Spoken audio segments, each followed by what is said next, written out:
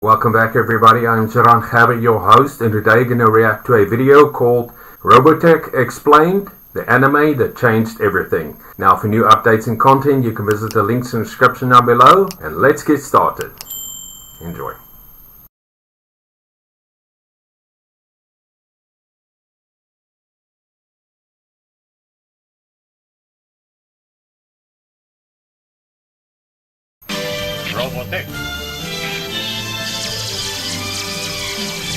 Robotech wasn't the show you thought it was. The version that aired on afternoon television in 1985, the one with the Robotech fighters, the love triangle, the alien armada bearing down on a wounded Earth, that version had been taken apart and rebuilt before it ever reached your screen. Not updated, not translated, rebuilt. Seams were cut.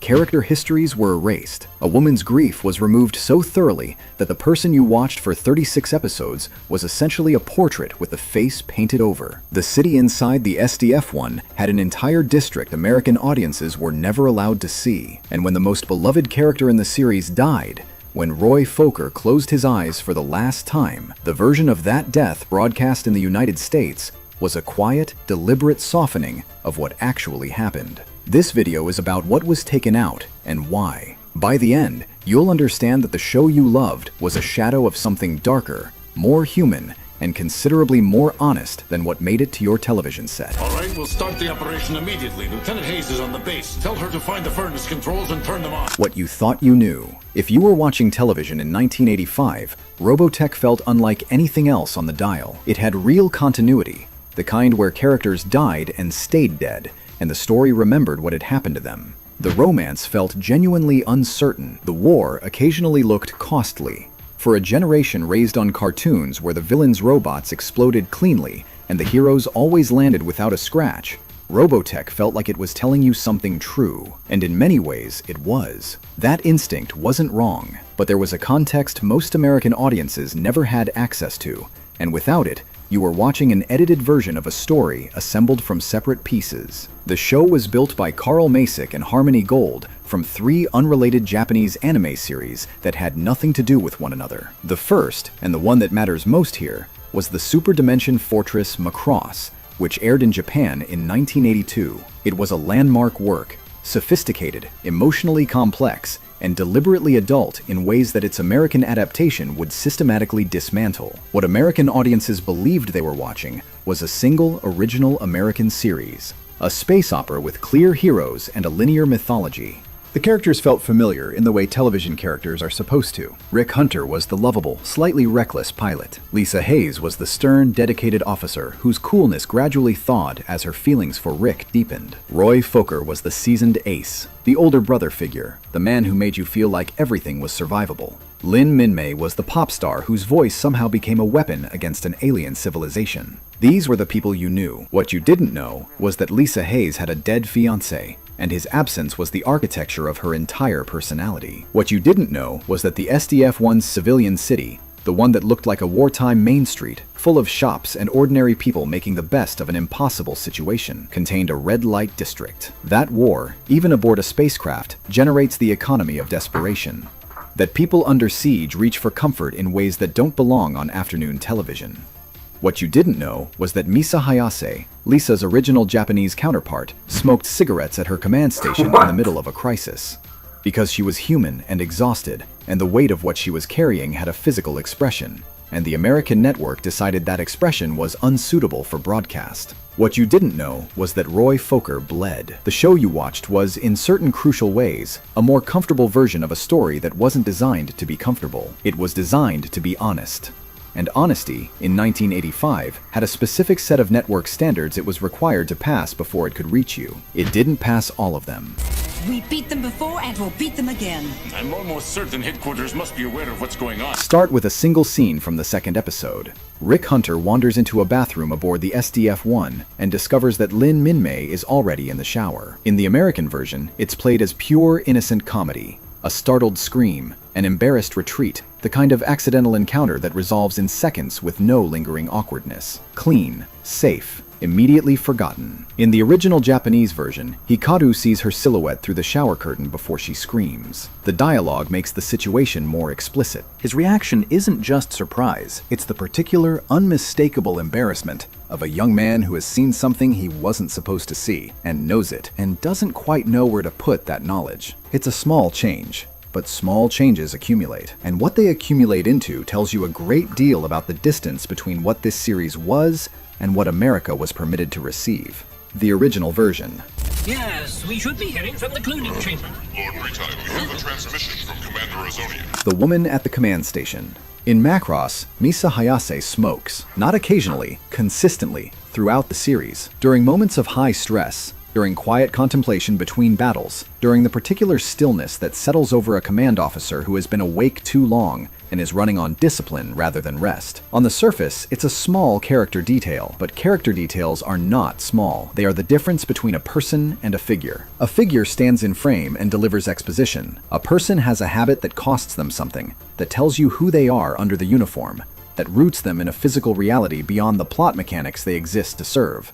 Lisa Hayes, the American version, does not smoke. She is professional, composed, perpetually on mission. She's admirable in the way that cleaned-up authority figures tend to be. Competently, distantly, without the friction of a recognizable human flaw. The cigarette was removed because network standards in the mid-1980s didn't allow smoking in animated programming aimed at younger audiences. That's a documented, understandable institutional decision. But the cost of it was a layer of character that never made it through the edit. Here you are, mister. One giant sirloin steak, medium rare. Thanks a lot. The city inside the ship. The civilian city inside the SDF-1 is one of the most remarkable world-building choices in either version of the story. The idea that a military warship, cut off from Earth and carrying a population of civilian survivors, would organically develop its own urban ecosystem, that's genuinely bold science fiction. It asks a real question. What does society look like when survival becomes the baseline and everyone has stopped expecting rescue? In the American version, the answer is wholesome. Shops, markets, families, people making do with remarkable cheerfulness for a civilian population trapped inside a battleship surrounded by an alien fleet. In Macross, the answer is more honest. The city has a red light district. It has the Pine Saloon and other adult establishments that characters, including Claudia Grant and Misa Hayase, are shown frequenting. The implication of prostitution is present. The moral ambiguity of what grows in the corners of a trapped and desperate population isn't sanitized away. It's depicted because that's what actually happens when people are afraid and far from home and running out of reasons to maintain the pretense of normalcy. This isn't gratuitous. It's environmental realism, the series saying, here is what war costs beyond the battlefield. Here is what it does to the social contract. Here is the economy that emerges when the ordinary economy stops making sense. None of that survived the translation to American television. The shower scene, in detail. Now here is what you heard. Here is what they actually said. In the American version of Episode 2, Rick Hunter's encounter with Minmay in the shower resolves quickly and cleanly. His reaction is surprise. The dialogue emphasizes that he wandered into the wrong place, rather than what he may or may not have seen. The subtext is, this is awkward, but nothing happened here. In the original Japanese version, as documented in fan translations of the episode, the dialogue is more explicit about the suggestive nature of the encounter. Hikaru's reaction expresses more direct acknowledgement of what he witnessed, the kind of response that makes clear he's not simply embarrassed about walking through the wrong door. The subtext in the original is different. Something did happen here, and they are both aware of it, and it will sit between them. One line of dialogue, one degree of explicitness in a moment of animated embarrassment. But the relational tone it sets is meaningfully different. It introduces a layer of adult awkwardness into their relationship from the very beginning, something the American version simply removed, because the American version needed these characters suitable for afternoon television. The difference between those two scenes is the difference between a story written for young adults and a story written for adults. One of those versions aired on American TV. The other one existed first.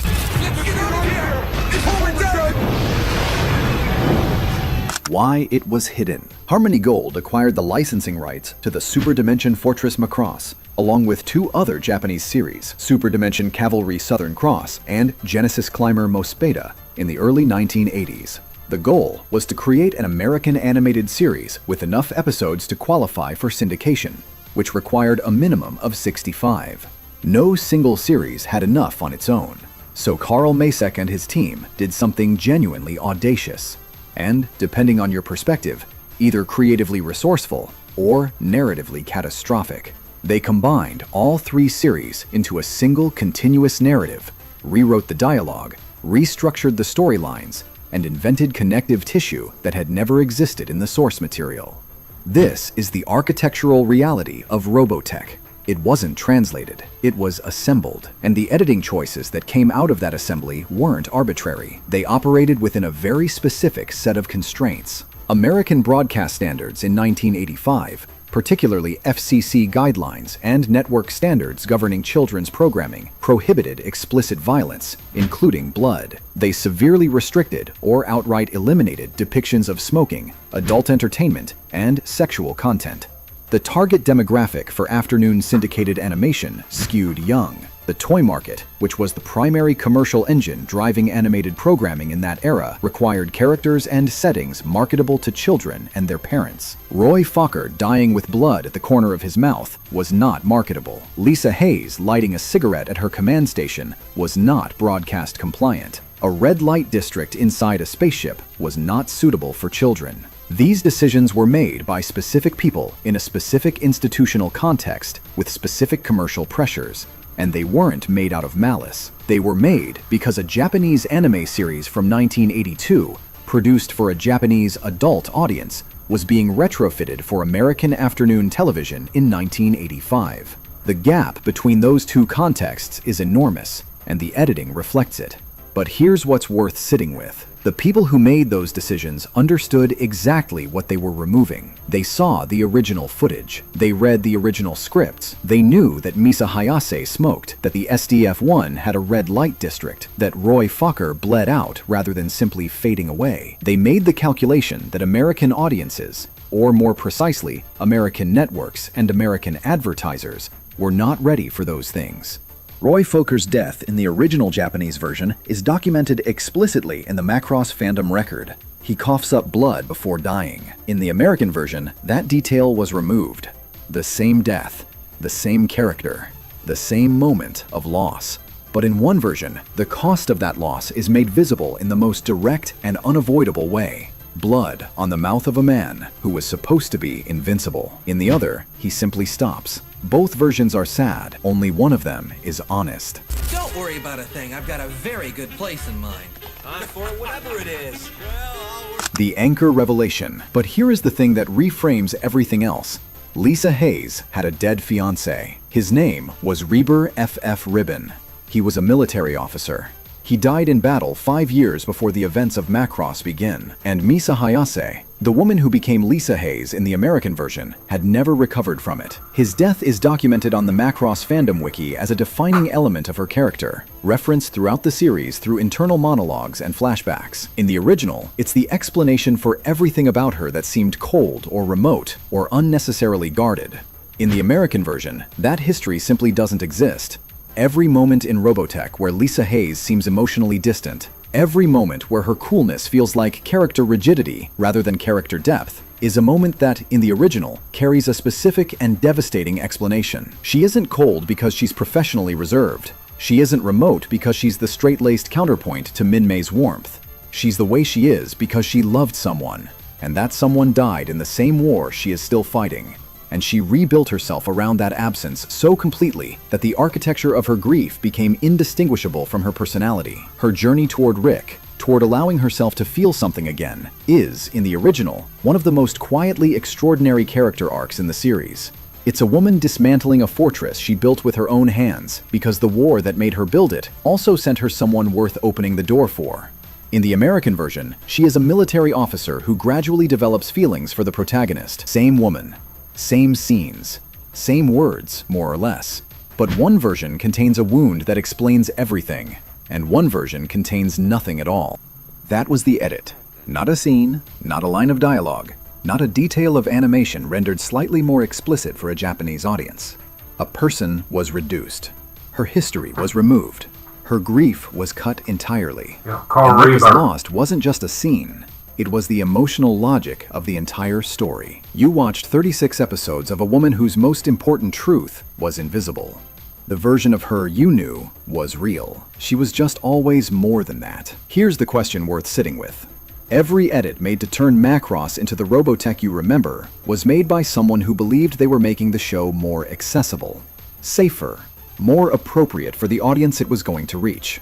And they weren't entirely wrong. The show that arrived on American television in 1985 was, by the standards of its time and context, remarkably mature. It had continuity and consequence and emotional weight that most American animation of that era couldn't match. Even the edited version was extraordinary for what it was. But it wasn't the whole story. A woman's grief was removed. A city's dark economics were painted over. A man's death was softened into something presentable. A shower scene lost its edge. A cigarette disappeared from a character's hand. They made a judgment call that the audience in 1985 needed a version of this story that was easier to receive. Whether something essential was quietly lost in that translation, or whether the show that came through was better for the adjustments, is genuinely worth arguing about. There's no clean answer.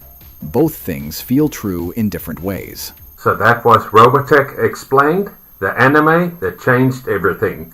I thoroughly enjoyed it.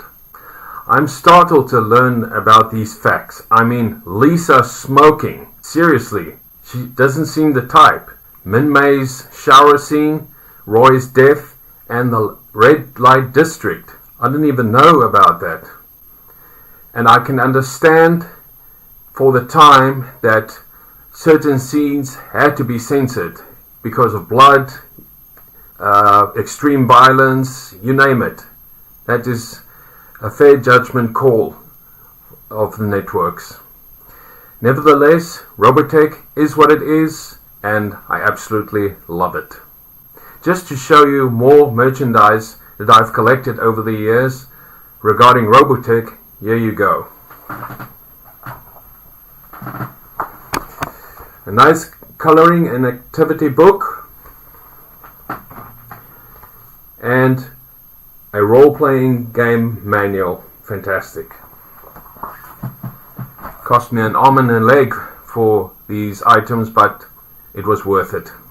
And a word of wisdom for today. Like Maria Perina says, you cannot conquer love. Have a blessed day further, and I'll see you next time. Goodbye.